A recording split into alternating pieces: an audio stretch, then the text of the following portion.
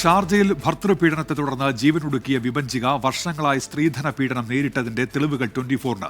വിവാഹത്തിന് മുൻപ് തന്നെ സ്ത്രീധനവുമായി ബന്ധപ്പെട്ട തർക്കങ്ങൾ ഉണ്ടായിരുന്നുവെന്നും ഓഡിയോ സന്ദേശത്തിൽ വ്യക്തമാണ്. വിഭജികയുടെയും കുഞ്ഞിന്റെയും മരണത്തിൽ കേസെടുക്കാൻ ഒരുങ്ങുകയാണ് കേരള പോലീസ്. വർഷങ്ങളായി വിഭജിക ഭർത്താവിൽ നിന്ന് പീഡനം നേരിട്ടിരുന്നു. വിവാഹത്തിന് മുൻപ് തന്നെ സ്ത്രീധനവുമായി ബന്ധപ്പെട്ട തർക്കങ്ങളുണ്ടായി.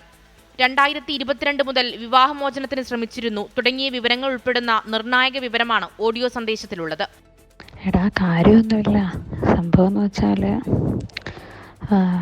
2.5 ലക്ഷം രൂപ എൻ്റെ വീട്ടിൽ നിന്നിട്ട് ഉണ്ടായിരുന്നു. അതോടെ വീട്ടുകാരുടെ ഇത് തീർന്നു. സ്വർണവും അതും കൂടെ തന്നത്.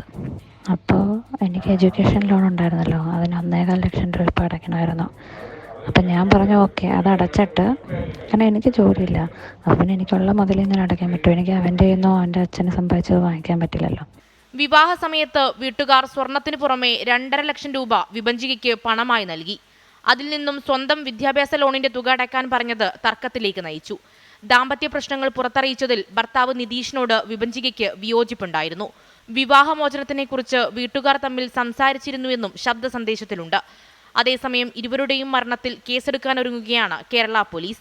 വിഭജികയുടെ മാതാവ് ശൈലജയുടെ പരാതിയിലാണ് കുണ്ടറ പോലീസ് കേസെടുക്കുക.